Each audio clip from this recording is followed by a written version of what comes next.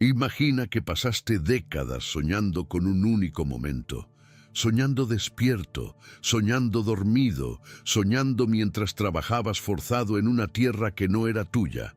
Y ese sueño tenía un nombre: Jerusalén, la ciudad del Dios vivo, el lugar donde el templo levantaba sus muros dorados contra el cielo, donde el humo de los sacrificios subía como oración, donde la presencia del Señor habitaba entre su pueblo como fuego vivo. Creciste escuchando a los ancianos contar cómo era, cómo la gloria de Dios había descendido sobre aquel lugar de forma tan poderosa que los sacerdotes no podían mantenerse en pie, cómo el oro relucía bajo el sol de Jerusalén. Pero todo eso fue destruido, reducido a cenizas, a escombros, a memoria dolorosa cargada por décadas de exilio. Ahora imagina que el día llegó, el día que parecía imposible.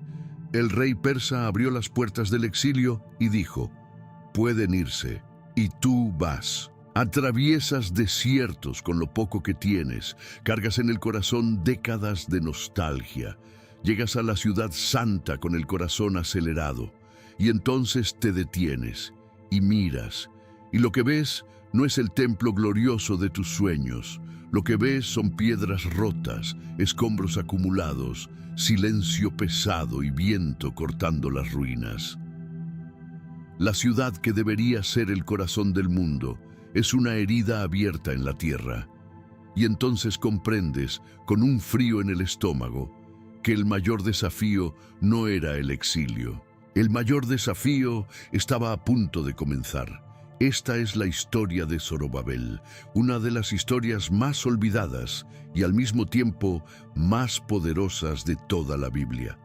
Una historia sobre lo que ocurre cuando Dios llama a alguien para una misión que parece imposible, cuando el enemigo usa todo para impedir la obra, cuando el propio pueblo se desanima y quiere rendirse, y cuando la voz de Dios corta el silencio y dice: no te detengas, yo estoy contigo. Y lo más impresionante es que esta historia tiene todo que ver contigo, con lo que estás enfrentando ahora mismo, con la obra que parece que no avanza, con la promesa que parece que nunca se va a cumplir. Quédate hasta el final, porque lo que Dios hizo en aquel tiempo va a cambiar la forma en que ves lo que estás viviendo hoy. Para entender el peso de lo que Zorobabel enfrentó, necesitas entender lo que el templo significaba para Israel. No era simplemente un edificio hermoso. El templo era el centro de todo. Era el lugar donde lo invisible se volvía tangible, donde el Dios del universo había puesto su nombre, donde el cielo y la tierra se encontraban en una realidad única y sagrada.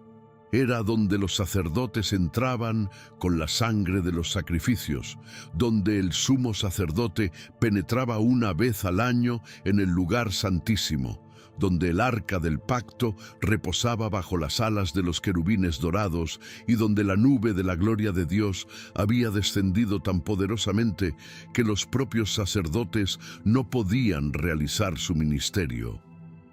Cuando Nabucodonosor destruyó aquel templo, no fue solo una conquista militar, fue una herida en el corazón de Israel que sangró por décadas. Fue como si el cielo hubiera cerrado sus puertas. El pueblo fue expulsado de la tierra, como Adán fue expulsado del Edén. Y por 70 largos años vivió con ese dolor, llorando a las orillas de los ríos de Babilonia y preguntando en silencio en las noches más oscuras: Señor, ¿todavía te acuerdas de nosotros? Pero Dios nunca olvidó. Babilonia cayó, y el rey que la conquistó, Ciro, hizo algo sin precedentes en la historia antigua. Emitió un decreto permitiendo que los pueblos sometidos regresaran a sus tierras y autorizó la reconstrucción del templo en Jerusalén. La Biblia dice que el Señor despertó el espíritu de Ciro. El corazón de un rey pagano fue movido como una pieza en el tablero del Señor para cumplir una promesa hecha siglos antes. Dios no necesitó un rey fiel, usó un rey poderoso para proteger a un pueblo débil. La providencia de Dios no es un plan improvisado. Él mueve la historia entera sin perder la santidad y sin depender de la virtud de los gobernantes. Y así fue como más de 42,000 exiliados comenzaron el viaje de regreso, liderados por Zorobabel. Su nombre llevaba algo de Babilonia, porque había nacido en el exilio, pero su corazón pertenecía a Jerusalén. Era descendiente de la línea real de David, un eslabón vivo entre las promesas del pasado y las esperanzas del futuro. A su lado estaba Josué, el sumo sacerdote. Dos hombres, una misión que parecía imposible desde el punto de vista humano. Cuando llegaron a Jerusalén, lo primero que hicieron no fue trazar planos ni calcular presupuestos. Lo primero fue reconstruir el altar del holocausto y restablecer los sacrificios. La ciudad estaba en ruinas a su alrededor. El peligro era real, y aún así, antes que cualquier otra cosa, levantaron un altar. Era como si dijeran, antes que todo, necesitamos acercarnos a Dios. Antes de construir cualquier cosa, necesitamos el perdón. Antes de la gloria, necesitamos la sangre. El altar antes del edificio, la reconciliación antes de la conquista. Cuando la vida está en ruinas a tu alrededor, la primera piedra que necesitas colocar no es la de tu estrategia, es la piedra de la adoración, es el regreso a la dependencia total de Dios. Cuando los cimientos del templo fueron colocados, el pueblo celebró con cantos y trompetas. Pero en medio de aquella celebración, algo ocurrió que parte el corazón. Los ancianos que habían visto el primer templo comenzaron a llorar en voz alta, tan fuerte que quien escuchaba no podía distinguir el llanto del canto, porque sabían que aquel segundo templo nunca sería lo que el primero fue. No tendría aquel oro, no tendría aquella grandeza, no tendría el arca del pacto. Parecía una versión pálida y disminuida de todo lo que había sido antes. Y ese desánimo era espiritualmente peligroso. No porque fuera mentira, sino porque era una verdad incompleta que miraba solo hacia atrás y se negaba a ver lo que estaba siendo preparado para el futuro. ¿Cuántos corazones quedan paralizados porque comparan lo que se está construyendo ahora con lo que existía antes? El desánimo nacido de la comparación casi mató la obra antes de que pudiera crecer. Y entonces el enemigo entró en escena. Los samaritanos vinieron primero con una propuesta aparentemente generosa. Déjenos ayudar a construir. Pero Zorobabel y Josué rechazaron la oferta. No por arrogancia, sino por discernimiento espiritual. Los samaritanos mezclaban el culto al Dios de Israel con prácticas de otras religiones. Aceptar su ayuda significaría contaminar la obra con un sincretismo que corrompería el testimonio desde el inicio. Era fidelidad al Dios que había dado instrucciones específicas sobre cómo quería ser adorado.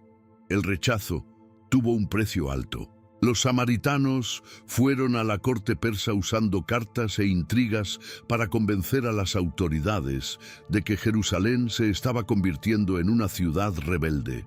Y funcionó. Llegó una orden oficial mandando parar la construcción. Y no fue una parada breve. La obra quedó completamente interrumpida por 16 años. Y el pueblo fue cediendo poco a poco. Fueron construyendo sus propias casas, arreglando sus vidas, y el templo del Señor fue quedando atrás, como unos cimientos abandonados en el paisaje, recordatorio silencioso de una promesa que parecía que nunca se iba a cumplir. Pero Dios no olvidó. Dios nunca olvida, jamás. En el segundo año del reinado de Darío, algo se movió. Dos hombres recibieron la voz de Dios y fueron a hablar al pueblo con urgencia y autoridad. Sus nombres eran Ageo y Zacarías. Ageo fue directo sin rodeos. Miró al pueblo y lanzó un cuestionamiento que atraviesa los siglos. ¿Tienen tiempo para construir sus casas de madera pulida, pero la casa del Señor está en ruinas? Y reveló algo que el pueblo no había percibido. Siembran mucho y cosechan poco. comen y no se sacian. Sus salarios desaparecen como si pusieran el dinero en una bolsa rota, porque cuando Dios es desplazado del centro, hasta las cosechas se convierten en frustración. Era el Dios que ama a su pueblo, realineando las prioridades de aquel pueblo que había olvidado lo que realmente importaba. Entonces Zacarías entró con visión y esperanza, y por su boca vino una de las frases más poderosas de todo el Antiguo Testamento. Una frase que entró en las profundidades del alma de Zorobabel como luz rasgando la oscuridad. El Señor dijo: no con ejército ni con fuerza, sino con mi espíritu. Piensa en lo que eso significaba para un hombre que miraba los escasos recursos que tenía, al pueblo desanimado a su alrededor, a los enemigos que rodeaban la obra, a los 16 años perdidos que no iban a regresar. Y Dios responde no con un ejército mayor, no con más oro. Dios responde con una declaración absoluta de soberanía. Esto no va a ser hecho por tu fuerza, va a ser hecho por mi espíritu. Y Zorobabel se levantó. Josué se levantó, el pueblo se levantó, y la obra recomenzó con una determinación diferente, nacida no de la capacidad humana, sino de la palabra divina. Casi de inmediato los adversarios regresaron. Funcionarios persas aparecieron exigiendo documentación, y el narrador bíblico inserta una frase que lleva un peso inmenso. El ojo de su Dios estaba sobre los ancianos de los judíos. Mientras la burocracia investigaba, la providencia guardaba. Los adversarios enviaron una carta al rey Darío pidiendo investigación. Los archivos del imperio fueron consultados, y ahí estaba el decreto de Ciro confirmando todo. Darío no solo confirmó el decreto, sino que ordenó que recursos imperiales financiaran la construcción y amenazó con consecuencias severas a quien se atreviera a interrumpirla. Los mismos enemigos que fueron a la corte para destruir la obra terminaron siendo instrumentos involuntarios de su protección. Eso es lo que ocurre cuando Dios está en control. Convierte cada intento de destrucción en fundamento de protección. Y en el 6º año del reinado de Darío, en aproximadamente 516 a.C., el segundo templo fue terminado, aquel templo que los ancianos habían llorado al ver los cimientos, aquel que parecía demasiado pequeño, demasiado pobre, demasiado insuficiente, se mantuvo en pie, y el pueblo celebró con alegría y consagró aquella casa al nombre del Señor. Pero la parte más extraordinaria todavía estaba por venir, porque Dios había hecho una promesa a través de Ageo que parecía absurda. La gloria de esta última casa será mayor que la de la primera. ¿Cómo podría ser? El primer templo tenía el arca del pacto, la nube de gloria, el oro de Salomón.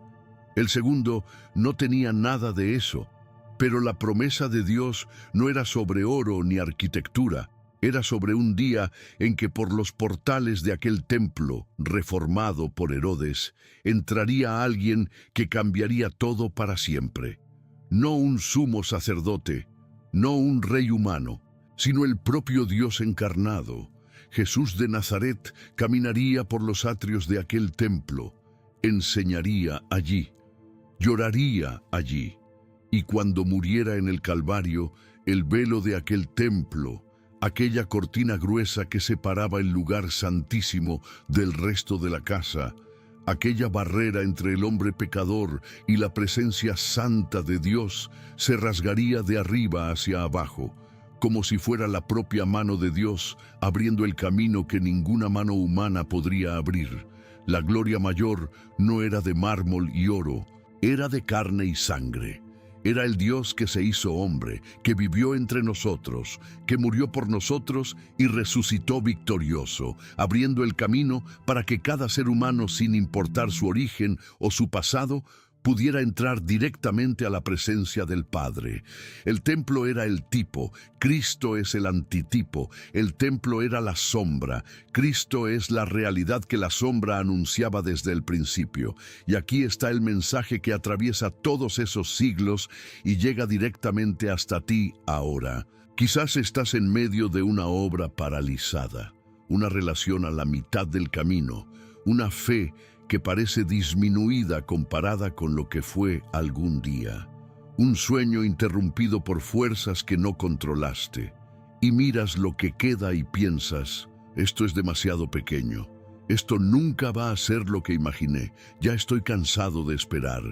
Pero la palabra de Dios que llegó a Zorobabel en aquel momento de paralización, llega también a ti hoy con la misma autoridad, no con ejército, no con fuerza, sino con mi espíritu.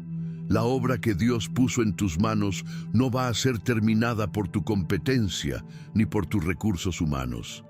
Va a ser terminada por la misma soberanía que movió el corazón de Ciro, que guardó a los ancianos judíos, que transformó la investigación de los enemigos en protección imperial y que hizo que un templo aparentemente modesto se convirtiera en el escenario de la mayor manifestación de gloria que el mundo jamás ha visto. No midas la fidelidad de Dios por el brillo visible de lo que estás construyendo ahora. No confundas gloria con espectáculo.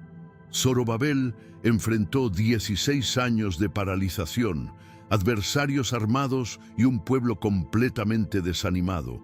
Y al final, lo que construyó con obediencia fiel se convirtió en el templo donde el propio Dios pisó en carne y hueso. El más pequeño de los comienzos puede contener la más grande de las glorias, siempre que esté en las manos del Dios, que hace nuevas todas las cosas. El velo fue rasgado, el camino está abierto, porque lo que Zorobabel construyó con sus manos, Cristo lo completó con su cruz. No abandones la obra que Dios puso en tus manos. No dejes que la voz de los adversarios apague la voz del Señor que dijo, yo estaré contigo, porque el Espíritu de Dios termina lo que comenzó. Siempre lo ha terminado y siempre lo terminará. La gloria de esta última casa será mayor y todavía lo vas a ver ocurrir con tus propios ojos.